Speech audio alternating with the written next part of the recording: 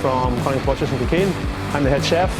Basically, I'm just going to take you through the steps of cooking our sirloins.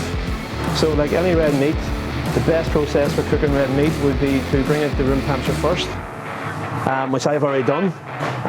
Next, a wee bit of oil, and then a wee bit of seasoning.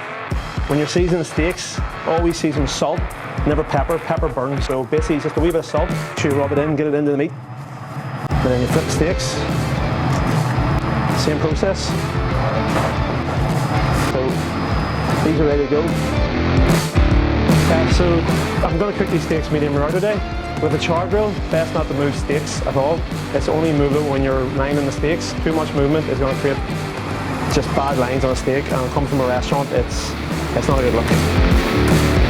Steaks have been on for an hour, 20-30 seconds there, so I'm just going to turn them again, get them nice lines across the sirloins. So now I'm taking the steaks off, give them a nice rest. With any red meat, the process for resting is probably the most important when it comes to cooking. If you don't rest your meat the proper amount of time, it will be tough and chewy.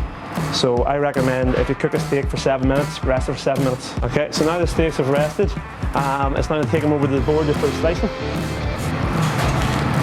And like any kitchen, it's best to keep your boards separate. So as you can see, I've got a yellow board here, that's for cooked meat. So here we have our two beautiful medium rare 28-day Himalayan salted sirloins at Cunningham Butchers. Service.